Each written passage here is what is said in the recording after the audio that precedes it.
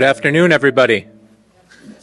My name is Devin Lander. I'm the New York State historian here at the State Museum, and I just want to welcome all of you to our third History Month event. October is officially New York State History Month. So we have been having a series of lectures and events here at the State Museum. This is our third one. It's a very exciting panel, as you can see. I just wanted to mention to any teachers who may be in the audience that we are giving out CTLE credit. There's a QR code over there on the table for anyone interested.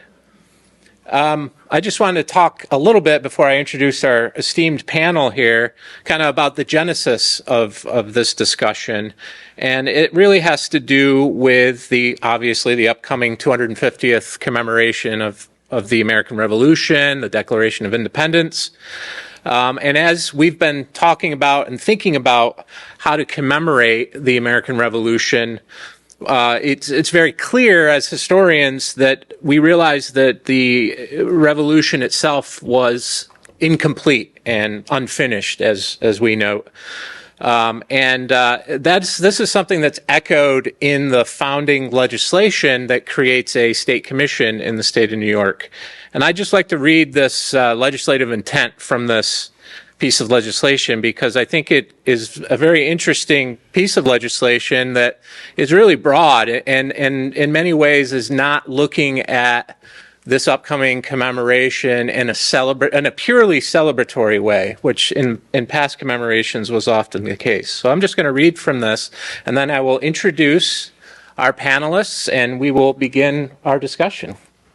So the legislature finds that New York played an immense role in the lead-up and execution of the American Revolution during the period of 1774 to 1783, and was the site of several important battles, skirmishes, and other events that were internationally significant during the Revolutionary era.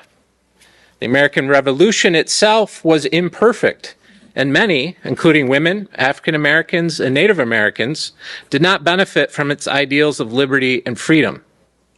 However, the struggle to fully realize the ideals of the revolution has continued over the past 250 years, as is evident in New York's leading role in such revolutionary civil rights movements as the women's rights and abolitionist movements, the Underground Railroad, and the LGBTQ movement. And the commemoration of the 250th anniversary of the American Revolution should also be an occasion for recognition of New York's vital role in the revolution itself, as well as the ongoing struggle of marginalized peoples to achieve the ideals of the revolution. This commemoration should be statewide, involving all the people of the state through imaginative and innovative programs, grants, events, exhibits, new and expanded facilities, and marketing to engage the people of the nation from all parts of the world. So again, I think that kind of frames a lot of what we've been thinking about in planning for the 250th, other agencies, other organizations around the country as well. And I think it sets the scene for our discussion today. So this panel has been assembled to talk about the unfinished revolutions and New York's role in these kind of continuing revolutions that are still going on today. Starting immediately to my right is Paul Stewart. Paul has served in the nonprofit field for over 50 years. He is the co-founder with Mary Liz of the Underground Railroad Education Center. His work focuses on educational programming and initiatives supporting the work of the Underground Railroad Education Center, as well as the restoration of the historic home of Stephen and Harriet Myers, the headquarters for the Education Center. Next to Paul is Mary Liz Stewart. She has an active background supporting nonprofit organizations, cultural heritage organizations, and museums. As the co-founder of the Underground Railroad Education Center, she focuses on community and broader outreach initiatives to implement and present programs and build community engagement, and oversees a dynamic and active volunteer base to implement the mission of the Underground Railroad Education Center. Immediately next to Mary Liz is Ashley Hopkins-Benton. My colleague she is a senior historian and curator of social history for the State Museum. Her major exhibition and publication projects include the exhibit and catalog votes for women, celebrating New York's suffrage centennial. Her research and collections work primarily focuses on women's history and women's rights history, LGBTQ plus history, immigration, and religion. And then final on our panel is Dr. Jennifer Lemak, who is the chief curator of the New York State Museum. Her major exhibition and publication projects include the exhibit and catalog Votes for Women, which she worked on with Ashley, celebrating New York's suffrage centennial, and the book Southern Life, Northern City, The History of Albany's Rap Road. Along with overseeing the State Museum's Department of History, Dr. Lemak's current research includes the history of the Equal Rights Amendment in New York State. So thank you all for joining us, and we will begin our discussion. And I'm going to take a seat.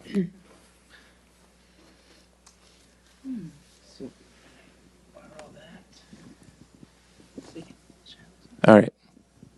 Thank you. So I'm going to start with some questions, and we'll just go around the panel, and whoever wants to answer first can go ahead. But let's start with kind of the beginning, with America's founding documents. How have America's founding documents been used to press for social, political, and economic change beyond the founding of the United States itself? That's a great place to jump in because particularly when we think about the Declaration of Independence, we hold these truths to be self-evident that all men are created equal and endowed with by their Creator with certain unalienable rights, such as life, liberty, the pursuit of happiness. That, although it was used as a theme at that moment of the American Revolution, and I think their intent was to contrast where they were as kind of I want to say people related to the Enlightenment. Contrast that with the British nobility and the structured society in Britain, and to sort of say that the king wasn't any better than they were. All right, but I think implied in what they said there was that that there were rights that were inherent, that were extended, and you began to see that almost right away reflected in the concern of African Americans for asserting rights within the context of the United States. It was a very strong theme within the movement that we come to call the Underground Railroad and the abolitionist movement. It continued to echo throughout, and of course, in this day and age, it is still something that we can use as a touchstone to talk about the about moving forward to, as they always say, create a more perfect society, and to bring those rights or recognize those rights, assert those rights in the context that we see them today, that where they need to be asserted and defended, etc. So that's a first step. I'll take it a step further with a reference to our Black abolitionists based in the research that Paul and I have been doing over the years. And we came to recognize that for our Black abolitionists, while their primary concern, as with white abolitionists, was for the elimination or abolition of the institution of enslavement in the state and the nation, and ensuring that resources were available for the freedom seekers, we noticed that our white abolitionists took some extra steps, which was to engage in a variety of state-based and nationally based civil rights in activities. Yeah. Did I say that? Oh. A little consultation down here. So what I'd like to do is actually refer to what we know. We know the story of Stephen Myers most in depth, so I'd like to refer to him, but recognize that as a Black man, he was not alone in the kinds of examples I will be offering. For instance, there was the existence of an organization called the American Council of Colored Laborers that had a home here in New York State.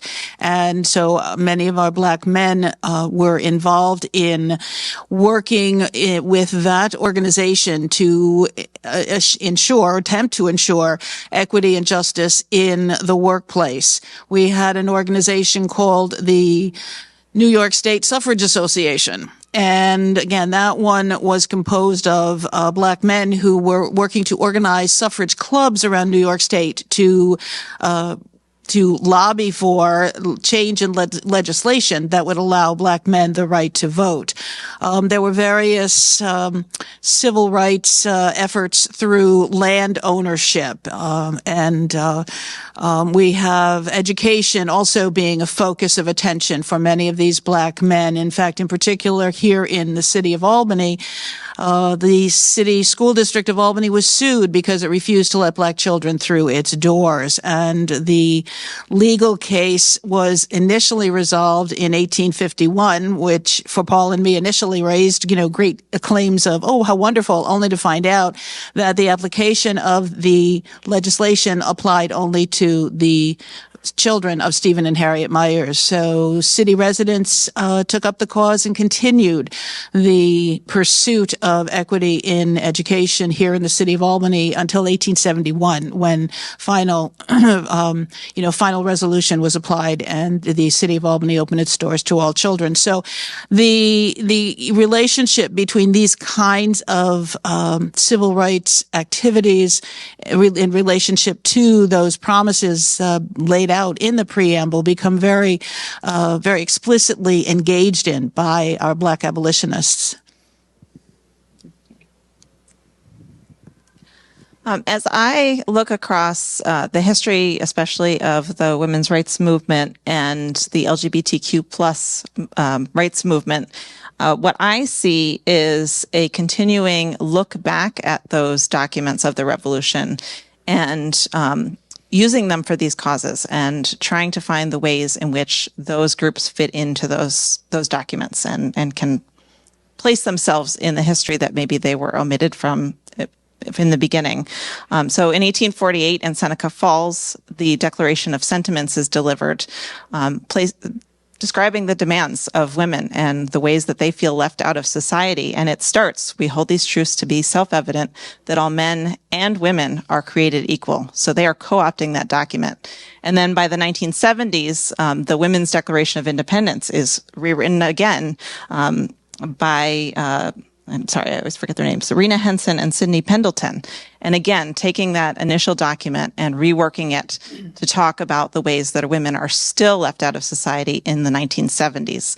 And I do urge you, when you're done today, if you have a chance, go across the lobby and see our exhibition, Women Who Lead, and you'll see a poster created by New York women using that Women's Declaration of Independence. But also in arguments for LGBTQ plus rights and for women's rights, they pull little bits and pieces and ways that they see that they fit. So in the 1870s, Frances Minor declares that women aren't left out of the Constitution in voting rights and that they should go try to start voting. And so in 1872, Susan B. Anthony and 15 women from Rochester test that out and are arrested because some say that they are wrong in that assertion. And then in 2015, in Obergefell versus Hodges, which is the Supreme Court case that eventually allows marriage equality across the nation, Justice Kennedy in the ruling says that the plaintiffs ask for equal dignity in the eyes of the law. The Constitution grants them that right. And he is looking back to the 14th Amendment, to the Due Process Clause and the Equal Protection Clause, finding these bits that aren't explicitly about the LGBTQ community, but can provide them protections. So, excuse me, Ashley mentioned the beginning of the women's rights movement with the Declaration of Sentiments. And the women in Seneca Falls in 1848 took a holistic approach and were there to get more liberties other than just the vote. But the vote specifically was a long, 70-plus year campaign. And one of my favorite examples of kind of hearkening back to our founding documents and principles is the New York State suffrage campaign of 1894.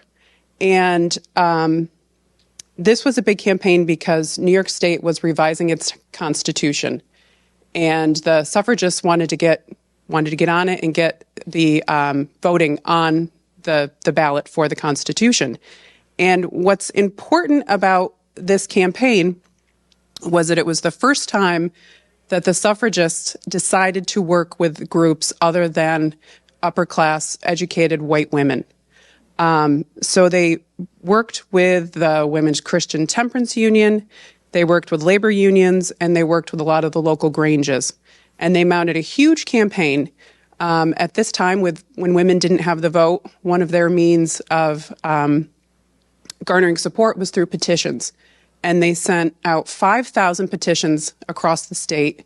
Women like Susan B. Anthony in Rochester was involved, Jean Brooks Greenleaf in Rochester, and Mary Devereaux Blake in New York City kind of had the lock on downstate.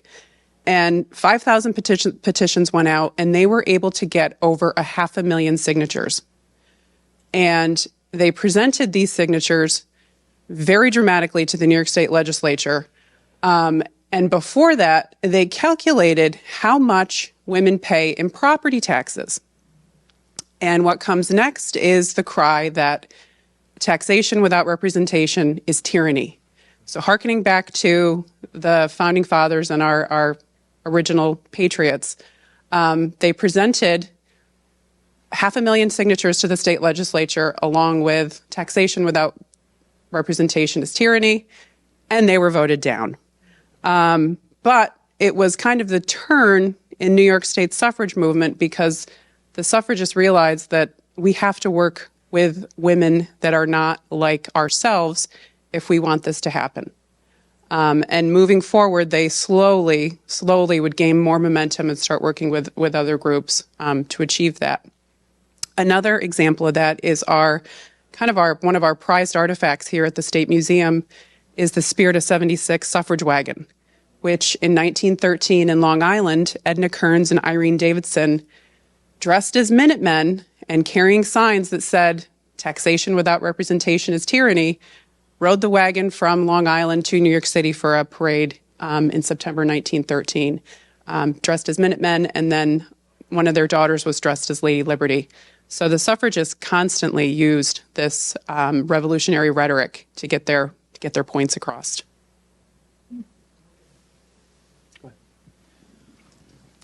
In the course of our exploring different things in history, particularly, obviously, our concern is around the Underground Railroad, but somewhere along the line, we start to follow people outside of that box, as it were, outside of the time period connected with that. And we had noticed that there were some women from Albany in the 1880s who were voting in local elections. I don't remember all of the names. I think Julia Myers was one of them, was a woman who was married Stephen Myers Jr., so in the later 19th century. I think it's important for all of us to think about local women as well as the famous ones. That's great. Thank you. One of the things that this brings up, one question it brings up specifically around the Underground Railroad, is the reality that during the American Revolution and the founding of this nation, New York was a slave state. And it really wasn't until 1827, with the kind of final piece of gradual emancipation, that it became a free state.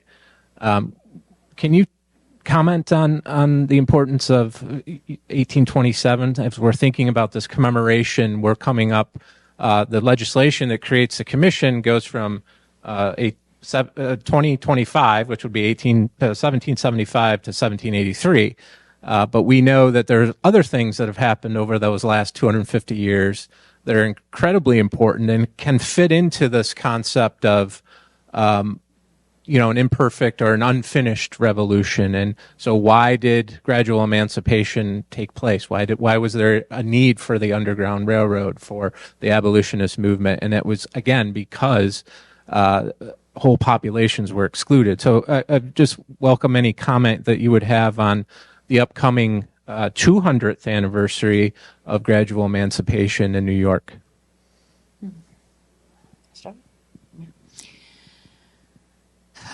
The place where I would like to start in a response has to do actually with what might be considered a more negative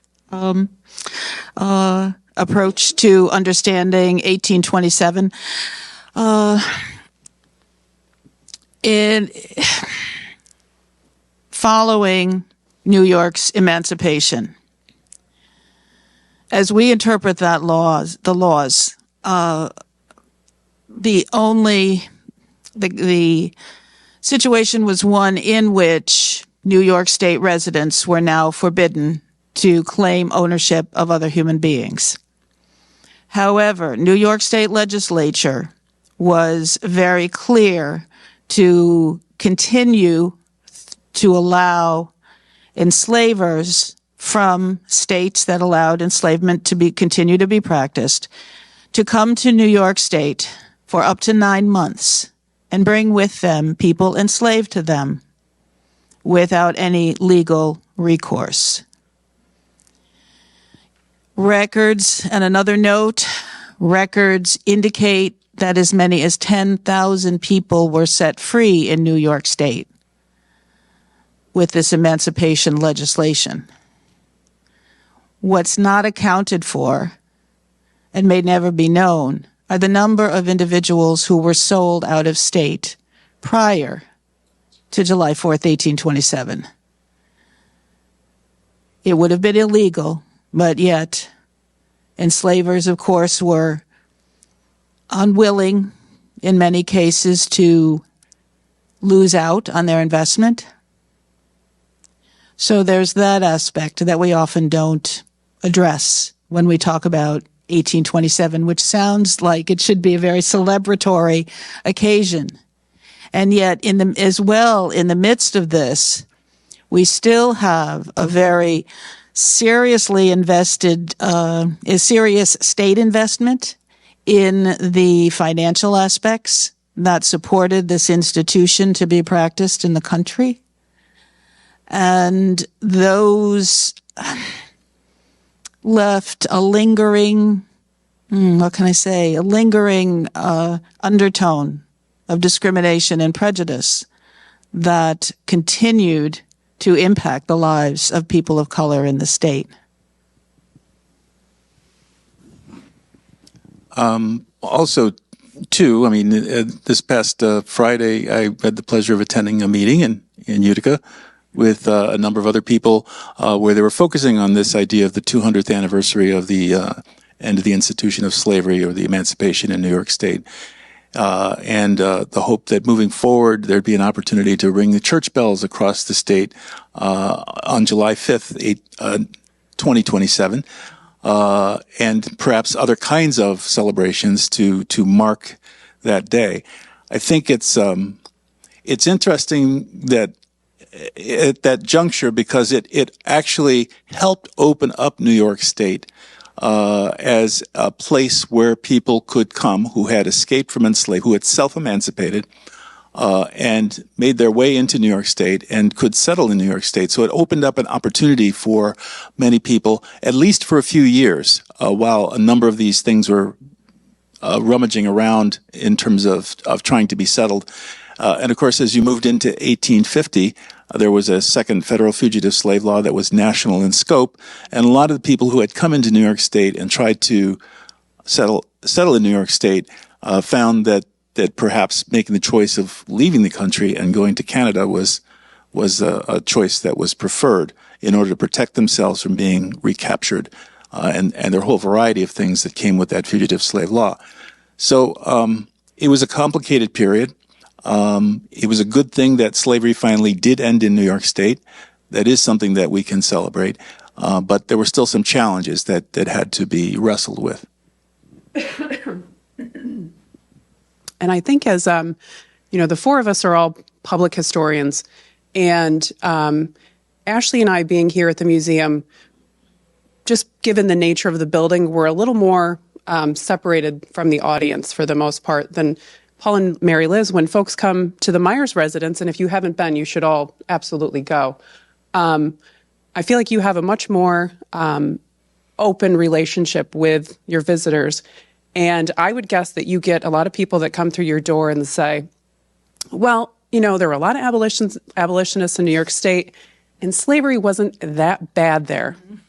Or they're completely shocked by the fact that New York State was a slave state, because we even get that here at the museum.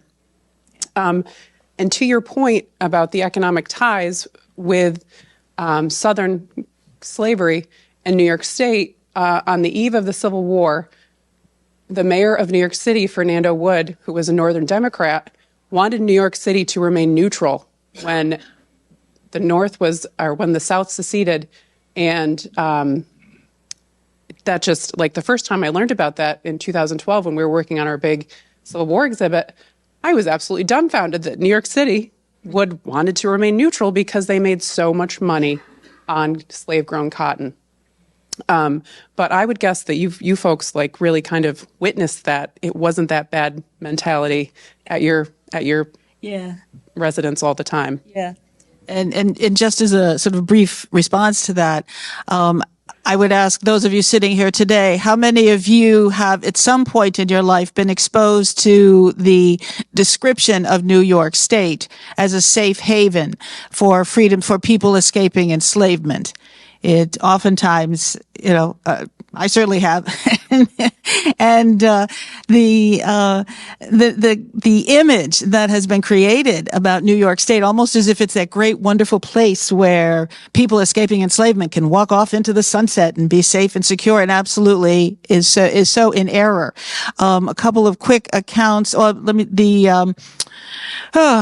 James Beulah and his family made their way from Maryland into the city of Albany, and we've never been able to identify a specific location where they found a home, but it was somewhere in the vicinity of the New York State Museum.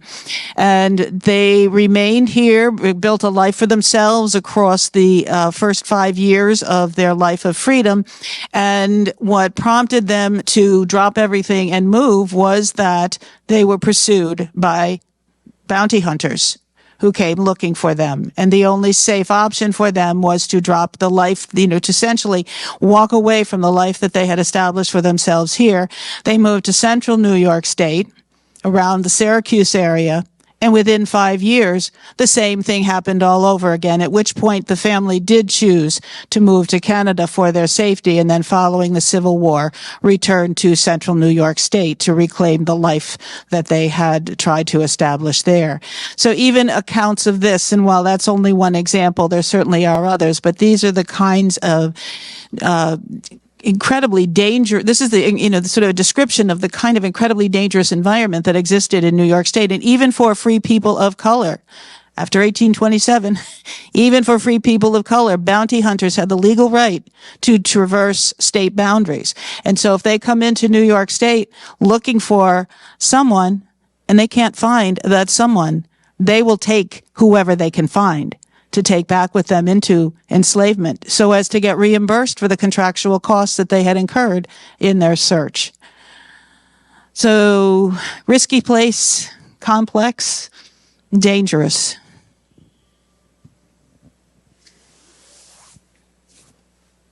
I'd like to move a little bit forward in time, I guess, and talk a little bit, and have Ashley talk a little bit about a more modern kind of movement, although that's debatable. I think the LGBTQ plus community has been struggling for equal rights for centuries. And but we think of Stonewall as the beginning point of that movement for equal rights. Can you talk a little bit about that concept and whether or not it's accurate? And then just maybe bring us a little bit of information how Stonewall did kind of result in a more of a mass movement? Well, first, I think it's really important to acknowledge that, number one, when we're talking about the LGBTQ plus community, that in and of itself is a very diverse community with many different needs in terms of rights, in terms of the discrimination that each member of that community was facing. But number two, it's also a community that is made up of other different kinds of people. So you have women in the community who are also facing discrimination as women. You have Black people in the community that are also facing discrimination because they are Black. You have immigrants in the community that are also facing all of those double discriminations. So the story of LGBTQ plus rights is very much wrapped up in all of that diversity in the many forms that it takes. And I think it's also important to note, I just lost where I was going. I'm sorry. So Stonewall is important. It is not the first police raid that happens on a gay bar in New York or in the country. It's not the first time that the LGBTQ plus community stood up against that discrimination. But it is though a certain spark was fired that night, and it fired up the community, and it was the moment that a lot of people needed to say, yes, I really need to get into this and to start thinking about how we can continue to fight back. The other thing I think that's really important to note is that the LGBTQ plus organizing was very much inspired by the civil rights movement. So they were taking their cues from things like the sit-ins at lunch counters.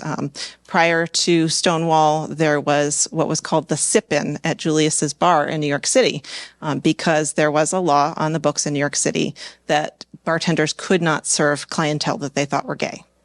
So a number of activists went and sat down and ordered drinks and said, we are homosexuals, we would like a drink.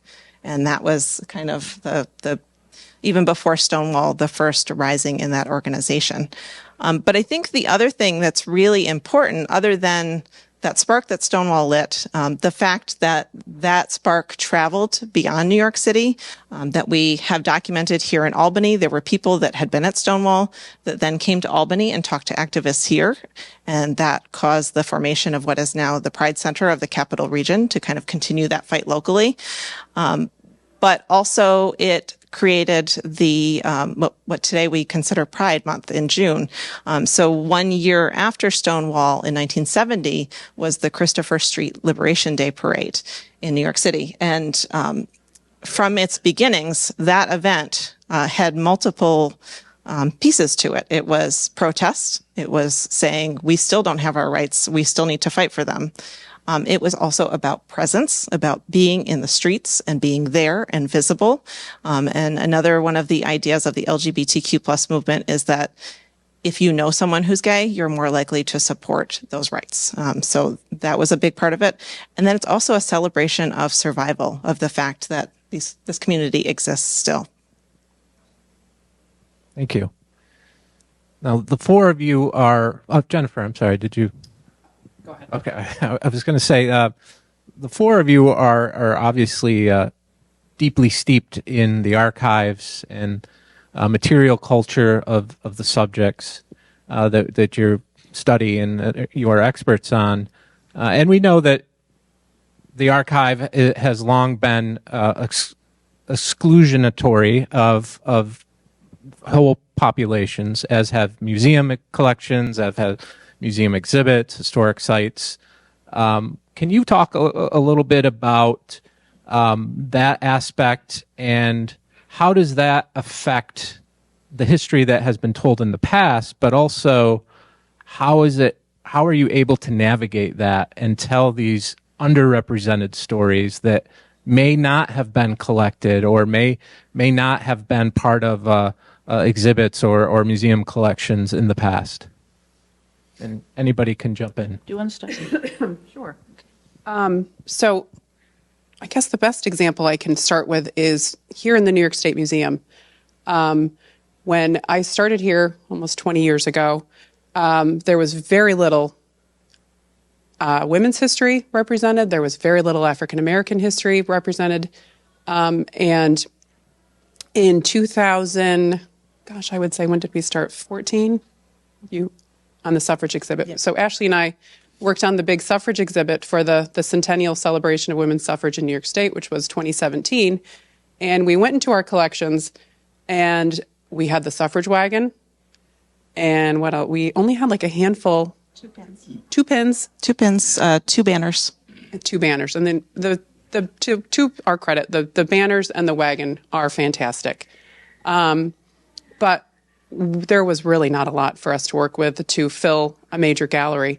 So we decided to, in an effort to make this a statewide exhibition and a statewide commemoration of women's suffrage, we spent 2 years traveling the state and looking at small local historical societies to see what they had that we could borrow, bring back to Albany, and which would help us tell the stories of suffrage, the movement across New York State. Because of that, I think our exhibition was much better and much richer. But State Museum doesn't have that collection. Because of that exhibit, we were able to grow the women's history collection exponentially. And actually, you have a great story of this is kind of indicative of, and there's no, it's not a criticism of my predecessors, because curators just collected things differently. In the 70s and 80s and 90s, our curators would collect things more for connoisseurship and less about the stories behind the artifacts. We are out of space here. So now when we bring in an artifact, the artifact really needs to have a compelling story instead of just filling in a notch to say, oh, we have all these dresses. We've got a dress from 1890, 1900, 1910. Now we'll bring a dress into the collection because it covers a story that we can't tell otherwise. And I think kind of that paradigm shift with collecting makes our state museum a better place to be and to kind of portray stories. But I do want you to tell that story about the relief. So, in addition to going out and trying to acquire more collections that tell these underrepresented stories, one of the things that we've tried to do is also dig into the collections that we have and find the stories that are there but have been missed. And I think the ultimate example of that was while working on the suffrage exhibit, we were working on some of the women who were artists who were supporting the suffrage movement, especially at the beginning of the 20th century. And one of the names that comes up is Lila Usher, who was a sculptor. And we knew that she worked with the National American Women's Suffrage Association to create a commemorative coin. And I also knew that we had some of her pieces in the collection, but if you kind of looked at the overview of that collection, the focus was her Native American work. Okay, I will dig in deeper. I will look into our collections database. And I found a curious record for a piece that was described as medallion, bas-relief, old woman with a bun. And I went to our offsite storage facility and pulled it out, and it was Susan B. Anthony. So that is one of the struggles that we face, is these things that have this really great importance, but weren't labeled as such, and we need to find them. The other way that we dig into our collections is by looking at really standard everyday artifacts and thinking about the other stories that they can tell. So in the suffrage exhibit and in our suffrage education materials, we talk about a suffrage march that happened where suffragists were marching from New York City to Albany in December and January to deliver a petition to the governor of New York State. And one of the really powerful things that we found that we can do with students is to pull out women's shoes from that period. They didn't belong to those suffragists, but they certainly tell a story of what it might be like to walk in the mud and snow in December from New York City to Albany. And then likewise, during Pride Month this year, we were interested in seeing what kinds of LGBTQ plus stories we had in our galleries. Well, one of the biggest artifacts we have in the New York State Museum is the A train, which you've probably seen walking through the galleries. The A train went to Rockaway Park as one of its terminus ends, and Rockaway Park is right next to Jacob Riis Park, the People's Beach. And part of the People's Beach has been a haven for LGBTQ plus people in the summertime in New York City since the 1940s. So that's a really important story that we can tease out of this artifact that otherwise was about transportation. Like that's not the main focus. But I also want to mention, and Jennifer touched on the importance of collaboration, both with small local organizations and getting those hidden pieces related to people across the state. But also, one of the things that we find in looking at women's history and LGBTQ plus history especially is that some of the best archives are those created by those communities. So in New York State, we have the Lesbian Her Story archives in New York City, which were created in 1974.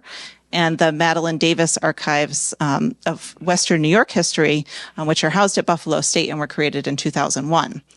And those collections are really important because they are created by the communities that lived them. So they have a different perspective than perhaps what we would put together here at the New York State Museum. And just the very fact that those materials are preserved because so many of them are lost. The problem with that is that those materials aren't necessarily in bigger mainstream institutions like the New York State Museum. So they could be missed by students or researchers or visitors. And to me, that just means that we need to work really hard to collaborate with them and share resources and be aware of what they have and also be able to direct our visitors to those resources. I was very much intrigued by the stories that you related, that both of you related, because it did remind me very much of our experience of trying to get a handle on the Underground Railroad story in Albany, in the Capital Region, very early on, about 20 years ago, 25 years ago. Mary Liz and I had that question in our mind: what was the story of the Underground Railroad in this area? And we went to a bunch of people that we thought were far more, that were experts, and in many cases, people told us nothing happened here, there were no stories here, etc. We went to a museum. I won't, not this one, and ask questions about Underground Railroad, and they said, well, we have nothing on that. We have stuff maybe on the abolitionist movement, but we don't really have anything on the Underground Railroad. And so this question of how do you categorize what it is that you're looking at is very important. Another thing that we found that was very peculiar to us, and that was that there were a number of things that were related to Albany's story, related to the Underground Railroad, that were always somewhere else. It's like maybe if you've anybody read the Times-Union today, there was an article in the paper about the phrase Underground Railroad, where it came from or when it first appeared in print. Well, that newspaper, The Tocsin of Liberty, when we started asking questions about it, we said, well, where can we find a copy of that? Oh, there was a copy down on Long Island at a college down there. There was a copy over in Wisconsin somewhere. That was a newspaper that was published from Albany. It appeared that nobody in Albany had any copies of this newspaper, or there was no place where we could go to learn about it here in Albany. So, and that was a story that was repeated on a number of different things at that time, 25 years ago.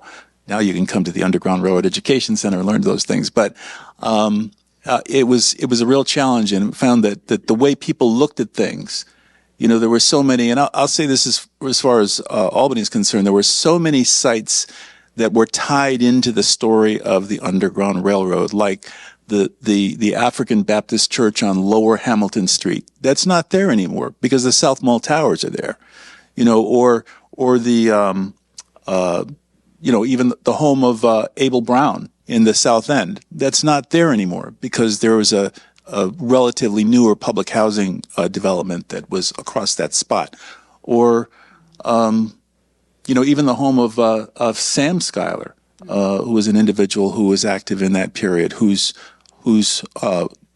there are actually two or three different homes, but one of the early homes was bulldozed in the 1970s, I think it was.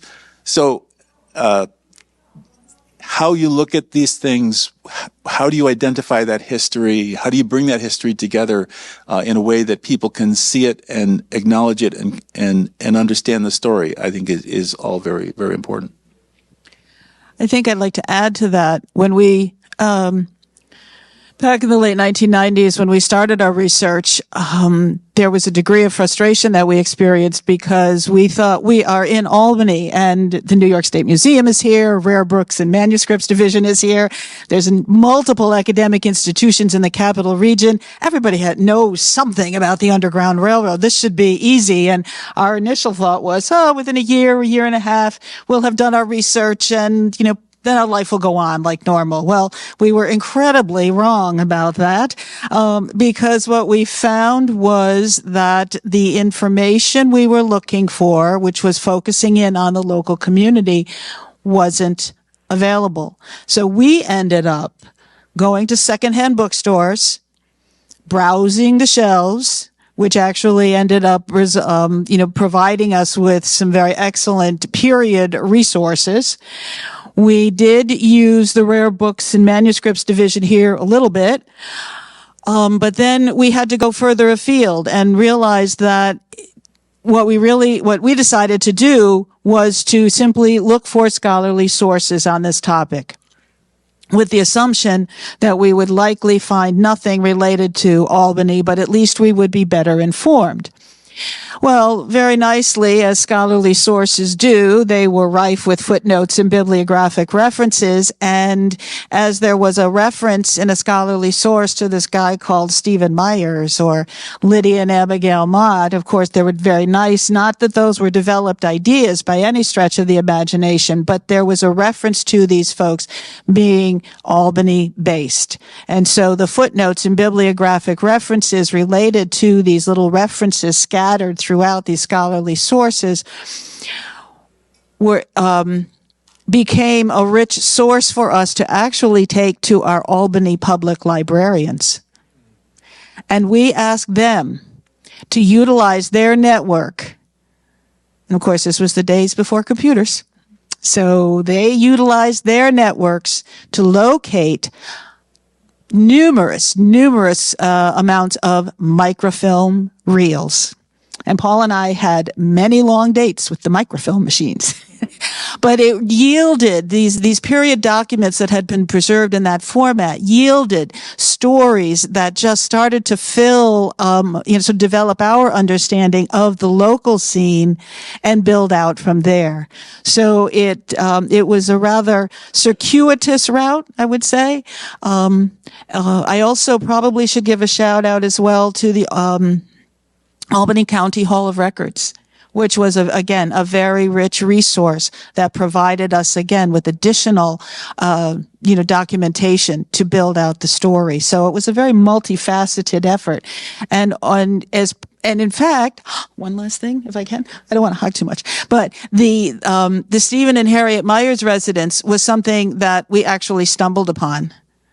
Our initial belief or initial plan was we were going to mark all of the locations and buildings that still stood in the city of Albany that had a relationship to this history. Well, of course, we realized that was going to be a bit of a problem too, as Paul explained. Many of the buildings we had an interest in no longer existed. So we trundled along looking for stories of people, which was actually a very fortuitous direction to take. But then, in 2003, some friends of ours up in Saratoga County, who were also researching their community's history, happened to spend some time at the Antiquarian Society in Worcester, Massachusetts, and they came back to us with this copy of an 8.5 by 11 flyer that said Albany Vigilance Committee, 198 Lumber Street. And we were all so excited. And of course, Paul and I looked at each other and said, maybe there's still a building there. But where's Lumber Street? As it did not exist. So anyways, it was a process of, again, a very multifaceted process. And the research for Underground Railroad history continues today through what Paul had referenced earlier. He made a reference to being at a meeting in Utica on Friday of this week. And it was a meeting of the Underground Railroad Consortium of New York State, which is a collaborative effort of a number of vetted historic sites and programs throughout New York State who are continuing to research, preserve, and bring forward this element of both New York State's history and its place in the American narrative. Well, we're getting close to the end. I was wondering if there were any questions out of the audience. We've got about a few minutes at least, and I want to give time for that. Yes. First, thank you. I think the backgrounds are extremely impressive. I share a similar concern in the sense I don't think our communities are connected. You know, we're focusing and working isolated from, you know, communities to state, even on a national level. When we look at New York State, I think there are so many areas that we have grown in. When we look at the LGBT community, especially I'm a public educator and administrator and attended religious schools, and my children attended religious schools. So I will say the people who sometimes created the pain are trying to change that, and now the gay community is comfortable in at least the religious schools that my children attend. So I think that's great movement in the right direction, especially sometimes for the systems that have caused some of the pain. Then we have other areas where I feel like we're going backwards for women because daycare is getting so expensive that women are really being forced. They're still seen as the person that should be staying home and being the caretaker and really coming away from positions where they have influence or to be able to achieve the credentials that they need. And then I have a large concern. I don't know how much you guys are aware of. In Rockland County, there is a community called East Ramapo.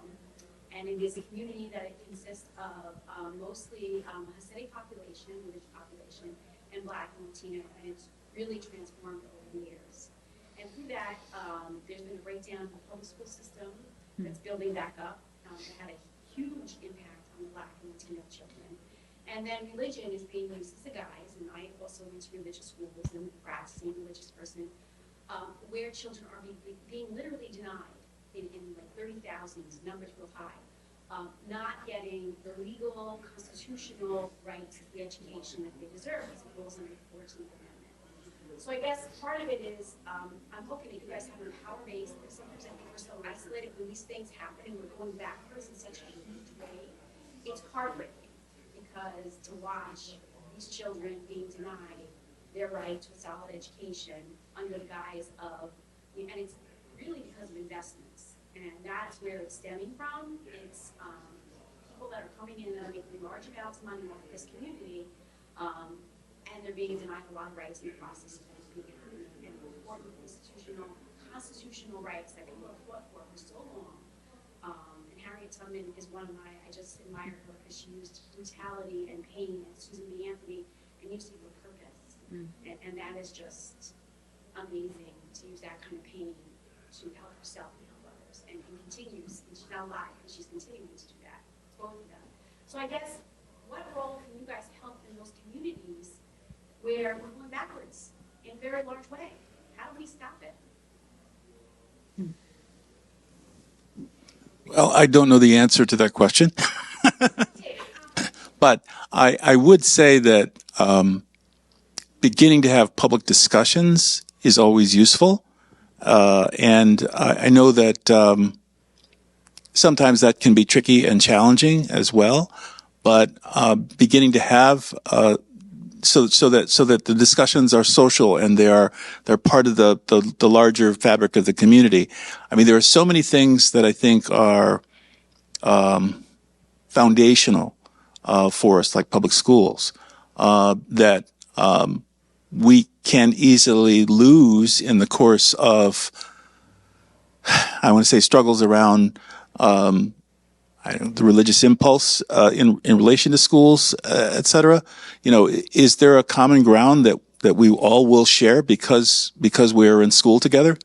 You know, or are we going to be segmented and isolated because we're, you know, in schools that are not common for everybody? So,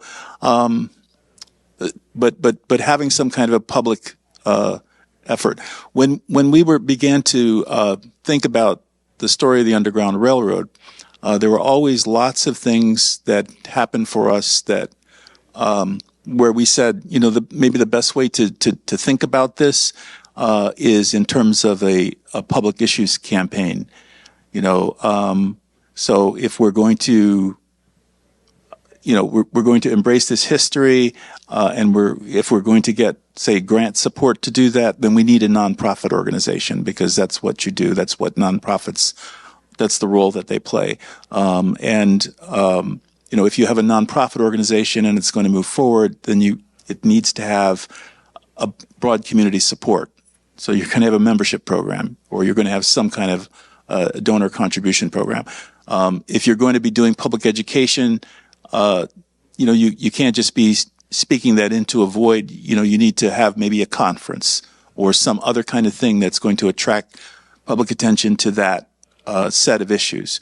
So those are some things, and I think that can help get the ball rolling. I know there was a group here that was affiliated with, I'm not sure who they were affiliated with, but for a number of years, there was a Black History Conference here at the State Museum. There were, or not at this, I mean at the, I'm trying to think, they had it in connection with New York State. They were using New York State facilities. And each year they had that conference mainly to educate people and to get people thinking about the issues, the variety of issues that were connected with it. And after a number of years, I guess the key people in that got tired and they moved on. But I thought it was a great way to go about raising public awareness about issues. And for many years, we ran Underground Railroad Conference, Public History Conference. And I guess we're going to return to that in some shape or form next year. But that was also a way to bring out people who were interested in this subject and maybe had done some work on it, but didn't really have a place to plug in, and to get people to know each other and to get people to share information. And in some cases, there were positive, spin-offs from that. So that's a possibility for you. I would also say that as public historians and educators, I think one of the really powerful tools that we have is as we talk to young people and talk about these movements that we've been talking about today, about the abolition movement and civil rights and women's rights and LGBTQ plus rights, is the tools that those activists used to make change. And we found when we were working on the suffrage exhibit, it was especially powerful to talk to young people in schools who are not yet 18. They don't have the right to vote, but they still see what's going on and they want to have some kind of voice. And to express to them some of the ways that women who couldn't vote yet still worked for that change in government so that they could vote, using the petition, using protests, using speeches, using newspapers. Those are all things that students can do too. And I think for a lot of the communities that we worked with, that was very, very empowering. And as far as the big celebrations and commemorations of the 250th coming up, I'm thrilled that the state historian is really having a focus on this theme of continuing revolutions, because it takes the American Revolution, that, the battles and the founding fathers, and it opens up a whole new audience and new histories that we can explore and hopefully document. And it gives a lot of us, a voice in these upcoming commemorations. And Devin is doing a great job of, making it more about more than just the battles. So. Thank you. Thanks for the shout out. Any other questions? Yes.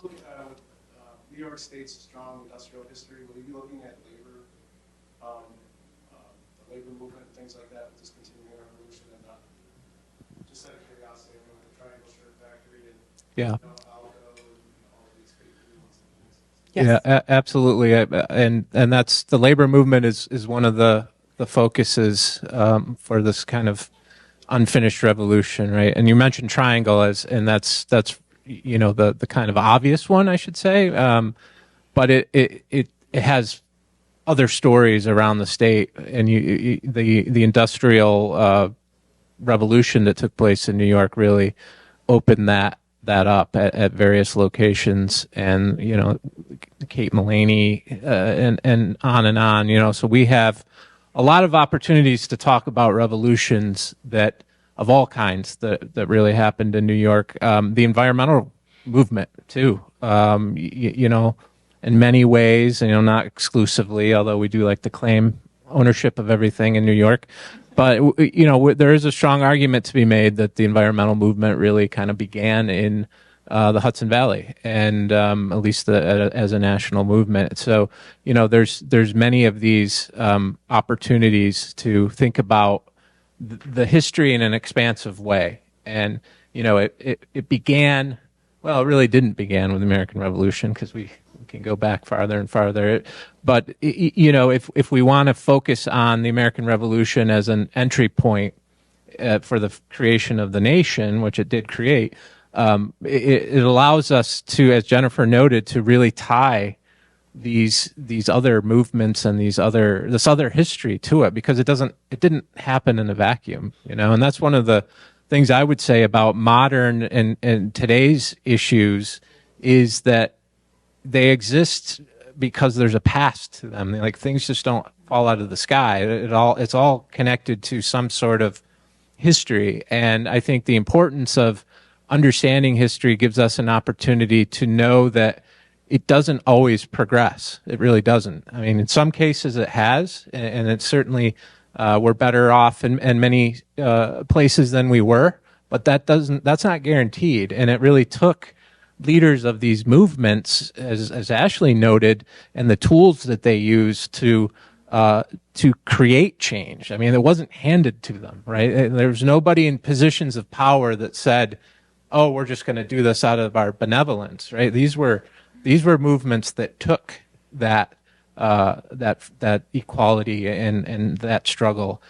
So I would just say that about where we are today, and the possibility that you know, there'll be regression, and it's not inevitable that we will always progress.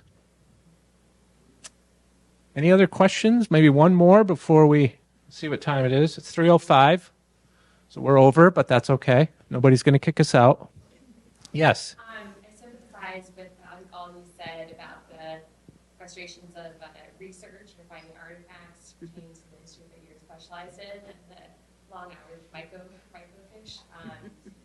I heard the same thing, you know, in regards to New York State and folks understanding that New York was a slave state until 1827, even what that process looked like decades afterwards, and understanding that slavery in New York State was very different than slavery in New England, or colonized by the Dutch versus the British, and all that research that goes into it. And I guess my question is, how do you source those resources, the resources being time and money, to continue to research these primary documents that I think we're still so far adjacent to from all the secondary sources? I think we're a lot better off than we were almost 50 years ago for the 200, but how do you keep that going and keep researching and encouraging? One of the little thorns in our side with that respect is that we are constantly buying new books. You know, it's expensive. It's a terrible habit, I guess. But in terms of doing the research, I mean, now at this point, there's sort of a community of folk that are engaged in that research together. It was fun being out in Utica Friday. One of the things after the meeting, one of the couple of the people led a walking tour around Utica, showing off the Underground Railroad Trail or Abolition Trail, or what do you want to call it, that they had created there. It brought forward a lot of interesting facts about Utica, and helped give us a sense of how it fit in relation to things that we had seen for the Albany community. So certainly going to these different places, I think, is important. It helps, you know, there's information to be gathered there, things to be learned about those communities, and it also helps you see how they do fit in relation to your own communities.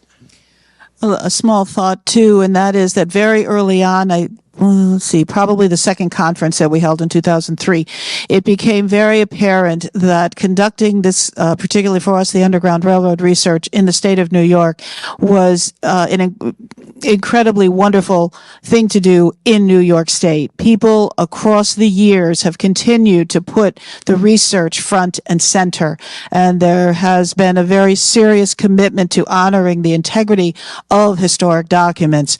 And the result has been that the story is what gets shared across, geographic locations. And so New York State has actually been a really wonderful state in which to continue to research and bring this history forward. And I say that because in our experience over the years, we have stayed tuned in to what's going on in other states in the nation. And that's not all, other states have not always been, in the same position. So in that sense, we're in a good place. And I would say, building on that, my initial research projects were on the Rap Road community, which was a community that moved to Albany from Mississippi, and a lot of those folks were alive. And I experienced a lot of the same kind of restrictions when I started researching here in Albany on the African American Albany community in like 1920 through 1950. And I went to the local room at the main branch of the Albany Public Library and the Albany Institute, and there was not a folder on African Americans. But unlike Paul and Mary Liz, I had the luxury of actually being able to talk to the folks of the Rap Road community and did a whole series of oral history interviews, which allowed them to then go on the historical record as to their experiences. And those tapes are now part of the museum's collection, and eventually they'll be part of the Albany Institute's collection. So, I mean, imagine if you guys could interview Stephen Myers. What a luxury. So, depending on your time period, if their folks are still alive, that's always an option to help, add to the historical record. So. Thank you all. Join me in thanking our panel.